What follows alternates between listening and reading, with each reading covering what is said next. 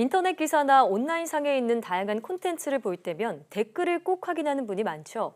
최근 댓글 조작 사건에서도 알 수 있듯이 이 댓글이 여론 형성에 미치는 힘 또한 굉장히 큽니다. 네, 그렇다면 우리는 왜 댓글을 보며 또 댓글에 얼마나 많은 영향을 받고 있는 걸까요?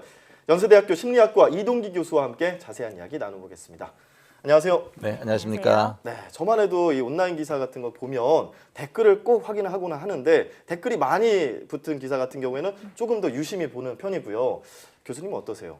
저는 그 댓글이 많은가는 중요하지 않고요. 예. 그 기사가 저한테 되게 이렇게 흥미로운 기사면 그 댓글을 확인하는 것 같아요. 아, 네. 흥미로울 경우에. 네. 네. 그런데 우리가 뭐 다른 사람의 댓글을 본다는 건 결국 같은 기사를 본 다른 사람들의 반응을 살피는 거잖아요. 네. 우리는 왜 이렇게 타인의 의견 이런 것을 좀 신경을 쓰는 건가요? 그래서 한 몇 가지 정도 생각해 볼 수 있을 것 같은데요. 첫 번째는 이게 이제 어떤 현상을 볼 때, 그러니까 이 현상 자체가 분명하지 않게 느껴지면은 네. 뭔가 다른 사람은 어떻게 생각하나 이렇게 한 비교하는 어떤 그 참조하는 준거 틀이 필요한 것 같아요. 네. 그걸 저희가 이제 참조 틀 또는 참조 준거라고 하는데요. 자신의 의견이 분명치 않을 경우 훨씬 더 다른 사람의 의견에 신경을 더 많이 쓰게 되겠죠. 그렇겠죠. 또 하나는 이게 동시대 사람들하고 소통한다는 느낌, 그리고 또 뭔가 유대감을 느끼려고 하는 그런 욕구를 반영할 수도 있습니다. 네. 그래서 자신의 의견과 다른 사람의 의견이 같은지 의견이 다른지 이런 것들에서 이제 관심을 갖게 되는 거고요. 특히 이게 이제 직접적인 대면 관계보다는 간접적인 SNS를 선호하는 젊은 세대들이 특히 선호하는 그런 방식인 네. 것 같아요. 예, 앞서서도 제가 말씀드렸지만 이게 댓글이 많은 뉴스일수록 많은 그 관심이 있는 핫 이슈 뉴스다 이렇게 말할 수 있을 것 같은데 그런 것들이 반영되는 거겠죠? 그렇죠. 아무래도 댓글이 이게 많게 되면 저희가 이거를 미니맥스 전략이라고 하는데 미니와 맥스 네. 이게 무슨 뜻이냐면은 민심이나 어떤 대세를 이루는 그런 그 의견에 대해서 그거에 대해서 최소의 비용으로 최대의 어떤 그 효과를 얻으려고 하는 그런 네. 성향을 말하는데요. 아무래도 그러니까 공감 댓글이니 베스트 댓글이니 뭐 맞아요. 이런 것들에서 관심을 더 많이 가지시는 것 같아요. 예. 네. 근데 또 이번에 댓글 조작 사건을 보면 특정 댓글을 뭐 여러 기사에 무수히 많이 작성했다. 이것도 논란이 됐지만 댓글에 달린 그 추천수 있죠. 네네. 추천수 조작도 문제가 됐습니다.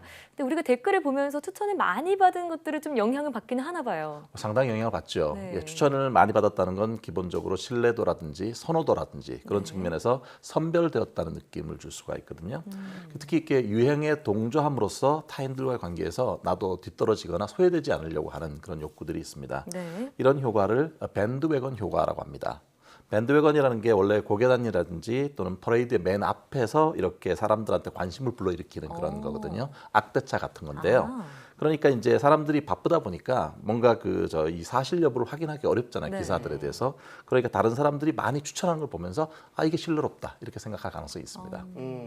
그런데 사실 근거가 없는 댓글이 얼마나 영향을 미칠까 이런 생각도 하게 돼요. 네. 그러니까 뭐 댓글로 여론 조작을 한다는 게 말처럼 쉽지 않은 거 아니야? 이런 생각도 하게 되는데 뭐 관련 실험이나 연구가 있나요? 네, 재미있는 그 실험이 있는데요. 예. 그 충남대학교 심리학과 전우영 교수님 팀이 그 한 연구인데요. 네. 인터넷 댓글이 정치인에 대한 판단에 미치는 영향이라는 어. 제목으로 실험을 했습니다. 실험 참가자 한 177명을 대상으로 네. 이런 걸 한 거예요. 국회의원 땡땡땡 네. 누구라고 하는 사람의 기본적인 정보를 제공합니다. 물론 익명으로요. 네. 실제 있는 분이지만 예. 그런 다음에 이분에 대해서 그 타당성이 실제로 높은 그런 그 댓글과 타당성이 거의 없는 근거 없는 댓글 이런 것들을 긍정적인 댓글, 부정적인 댓글 이렇게 나눠서 이걸 제시를 했어요. 예. 네. 어떻게 됐을 것 같습니까? 이 댓글 성향에 따라서 필터링이 자체적으로 되지 않았을까 하는 생각이 드는데요. 네. 어때요? 이렇게 지금 중요한 그 관점은 타당성이 있는 댓글에 대해서 사람들이 그거를 알아차리고 반응을 하느냐 하는 거거든요. 네. 알아차리지 근데 않았을까요? 생각보다 그렇지 않습니다. 네. 결과를 보면 놀랍게도 댓글 내용의 타당성하고는 전혀 무관하게 오. 그 댓글 자체가 긍정적인 게 많으면 긍정적으로 판단을 하고요. 부정적인 댓글이 많으면 부정적으로 판단을 하는 거예요. 네. 그러니까 타당성 상관이 없어요. 예. 그러니까 이런 걸 보면 정치인들의 호감도라고 하는 거가 그 근거가 있든 없든 상관없이 긍정적이면 호감도가 쭉쭉 올라가고 부정적이면 호감도가 확 떨어지는 그런 네. 효과를 보입니다. 따라서 이런 걸 본다면 댓글이 충분히 조작될 수가 있고 그게 여론을 형성할 수도 있잖아요. 그러니까 이 댓글 조작 사건 같은 것들은 이런 재발이 없도록 주의를 해야 될 것 같습니다. 네, 그러니까 사실과 거리가 먼 댓글도 사람들의 의견에 영향을 미칠 수 있다는 말씀이네요. 그렇습니다. 네, 그러면 더더욱 왜 악플러라고 하죠. 무작정 비난하는 댓글 쓰는 사람들 좀 그런 것들을 지양을 해야 되지 않을까 싶은데 이런 프로 악플러들 대체 왜 그런 걸까요? 두 분은 특별히 악플 많이 받진 않으시죠? 아, 네, 저희는 뭐 없는 것 같은데요. 조심해야죠. 그래도. 네. 네. 그 악플러들도 사실은 기본적으로는 다른 사람의 관심 받고 싶어하는 욕구가 강한 것 같아요. 그러니까 이들 같은 경우 특히 이제 악플러들은 그 익명성의 뒤안길에서 뭔가 익명성이 보장된다는 느낌이 주어지잖아요. 그럼 훨씬 더 공격적인 그런 악플을 쓰게 되고요. 자기가 뭔가 다른 사람에게 영향을 많이 끼치는 그런 걸 한다면 훨씬 쾌감을 느끼는 그런 사람들이 있습니다. 이런 현상을 온라인 탈억제 효과, 온라인에 들어가서 익명성이 보장되면 그 억제가 풀리는 거죠. 네. 그런데 이런 분들은 타인의 고통이나 타인의 입장에 대해서 공감이나 어떤 책임감 이런 것들이 결여될 가능성이 있고요. 또 하나는 자기가 자존감이 되게 낮은데 뭔가 이거 악플을 쓰면서 힘을 느껴서 일종의 낮은 자존감을 과잉 보상하려고 하는 그런 특성들도 있다고 합니다. 네. 보통 키보드 워리어라는 표현도 많이 쓰는데 네네. 왜 그러면 그 평상시에는 온순했던 분들이 키보드 워리어라고 해서 이렇게 반응을 하는 어떤 심리적인 요인도 있을 건데 사회적인 불만 때문일까요? 글쎄요, 이제 이게 이거를 쓰다 보면 아까 말씀드린 것처럼 익명성이 보장이 되면 예. 훨씬 더 자기가 일단 보복받을 가능성이 적지 않습니까? 네. 그러니까 뭔가 자기 의견을 평소보다 더 강하게 이거를 쓰게 되고요. 예. 네, 그래서 뭔가 공격적인 것들이 자꾸 쓰다 보면 점점 더 강도가 올라갈 가능성이 있습니다. 네. 예. 그렇군요.